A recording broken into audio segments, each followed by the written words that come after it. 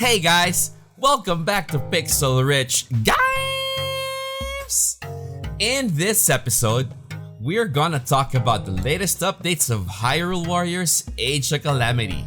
We'll go into details to analyze the information that's available to us and use Breath of the Wild as a baseline, comparing it to what we're gonna get in Age of Calamity. Alright, on to the video!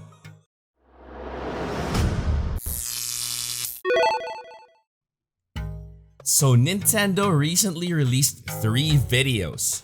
The first showcasing Urbosa's gameplay, the other teasing us with villains that we're gonna encounter, and the latest one showing off Korok's and champion abilities. Let's start with Urbosa's video first. The setting in the video takes place in Gerudo Town, while it's under attack by the Yiga clan. The presenters didn't want to disclose the reason why the Yiga clan was attacking Gerudo.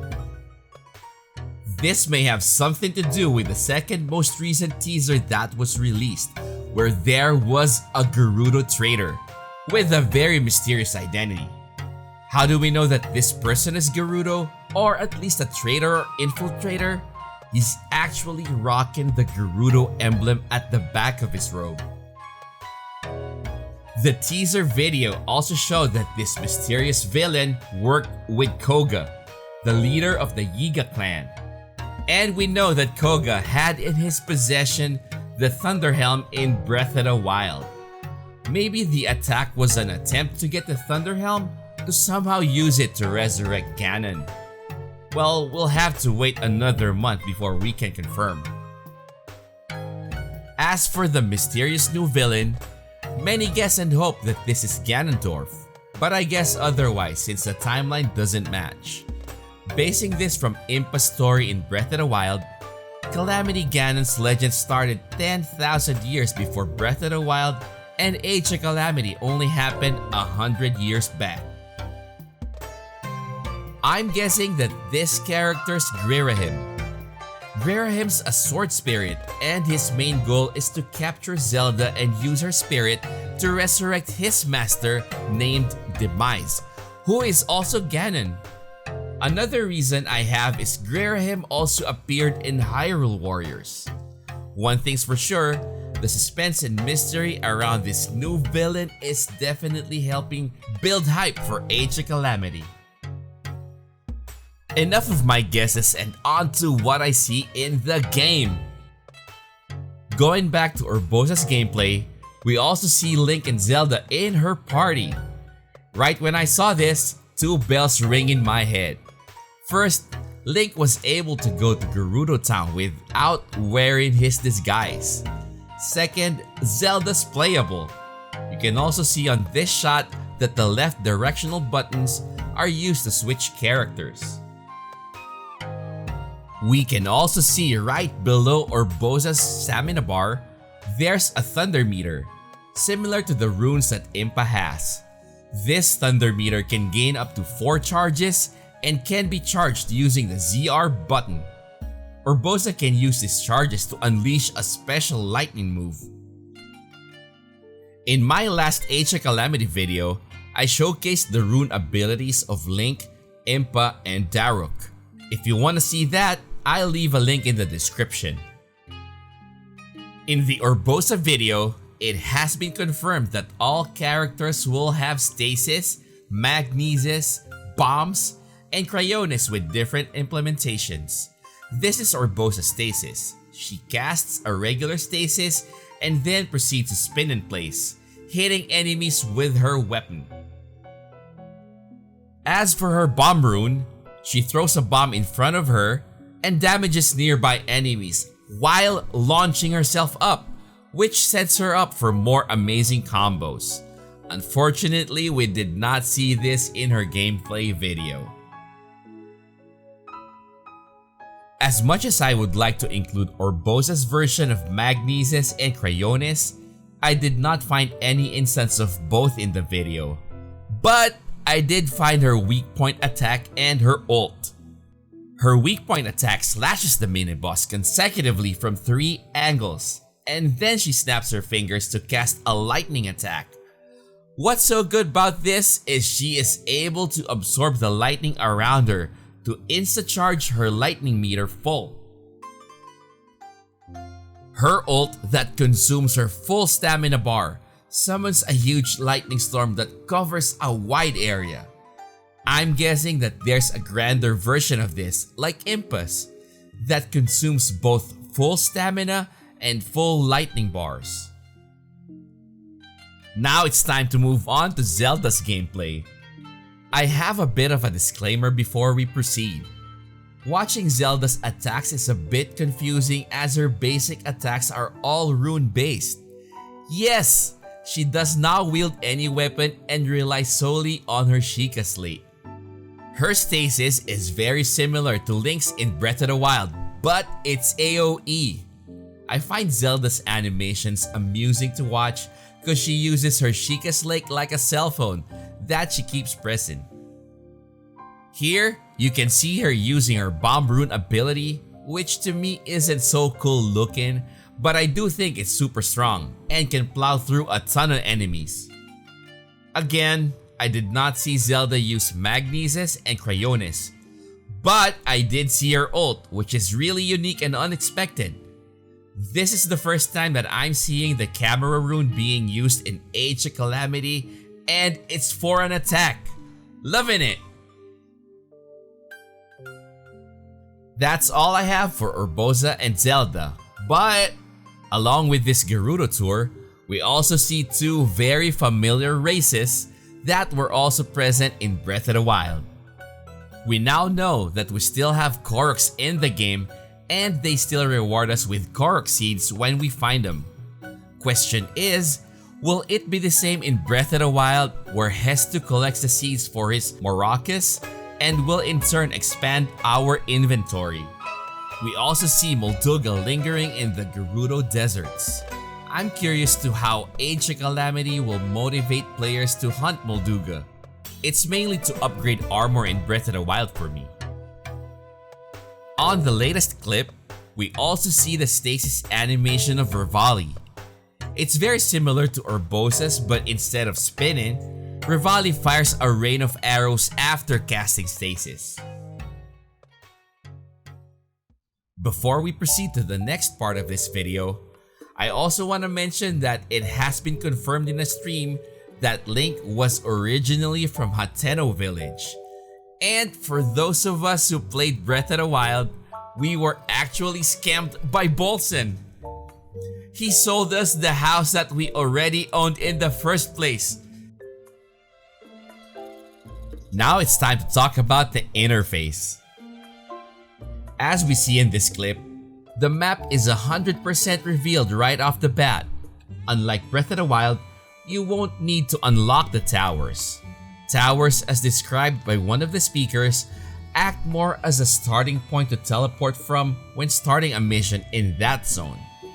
The way I understood it was it's basically just the animation that you teleport from the tower. Not as functional as in Breath of the Wild. If you haven't noticed yet, there are no shrines on the map. They were actually replaced by missions, and there are different types: material gathering missions, combat missions, and training missions where you get to unlock mastery of a new weapon or learn a new combo. Missions are like chapters where more are shown on the map as you progress in the game. This is an example of what I call a gathering quest. The quest simply wants you to supply the materials required to get the reward. In this case, the reward is a bonus combo for two-handed weapons.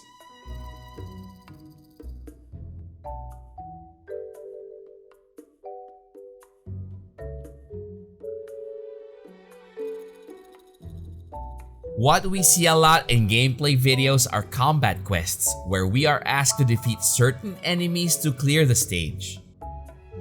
The last and most interesting to me are training quests. Here's a good sample clip where Link trains with a two-handed weapon. You can see on the right that this mission has a couple of restrictions.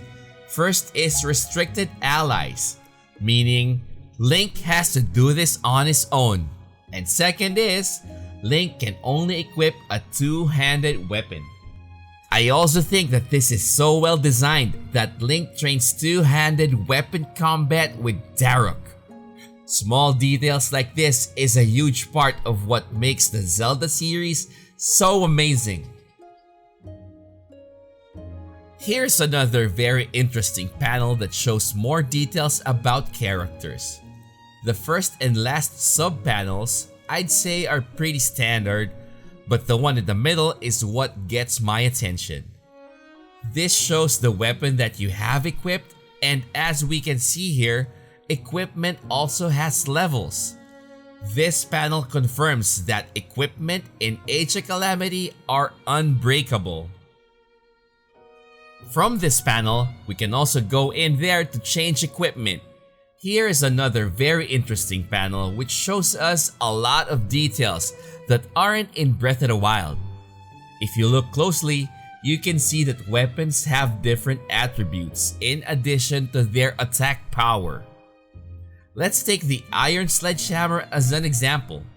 If you look here, you can also see that this weapon adds 4% to your attack range and reduces damage received from enemies by 3%. I really hope that Age of Calamity has enough inventory to carry every kind of weapon in the game. Now this armor panel broke my heart. This panel proves my hunch that armors are mainly just for looks and don't really add anything.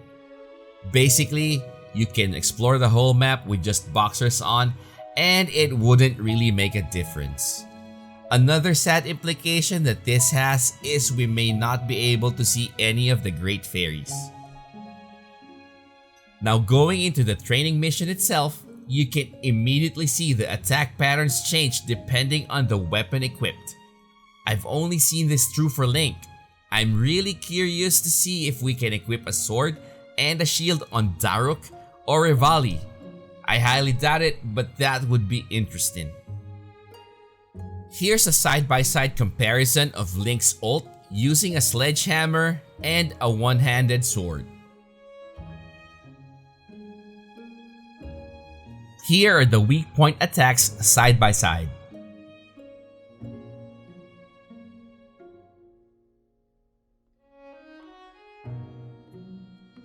Finally, we reach the last bit of information that excites me big time. We are about to have a look at the Hylian Blacksmith Guild. Now before we go more into weapons, we can see in the character selection panel a level 14 Mipha and a level 6 Revali. Not sure why Revali's grayed out though. Now this panel shows all the weapons that is in Link's inventory. This leads me to think that equipment loot are automatically sorted to the character that can equip it. Now this clip right here shows us what the blacksmith is all about. Basically, the blacksmith can use equipment you are willing to sacrifice to upgrade your main weapons. What I'm also seeing right here is that the additional attributes of the weapons are added automatically when upgrading. What we don't know yet is if the attributes are random or are already set depending on the weapon type. We can also see here that the max level of equipment is 20 and that this process uses rupees. I think that this will be the farming part in the game, the quest for the strongest weapon. These are all good, but there's one thing that I can see that scares me in this panel. If you haven't noticed yet, there are 5 soldiers' broadswords here. 4 of them are level 1, but they all have different base damages. Just thinking about my quest for the perfect weapon is already driving me nuts. One thing I'm really hoping for in Age of Calamity is to have enough inventory space to carry one of each perfected weapon, plus a few spots to carry sacrificial equipment. Either way, I'm super excited to get my hands on this game.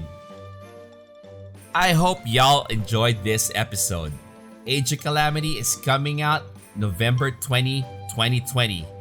Pre-ordering the game will be rewarded with a soup ladle that can be used as a weapon and as the biggest excuse why they all die.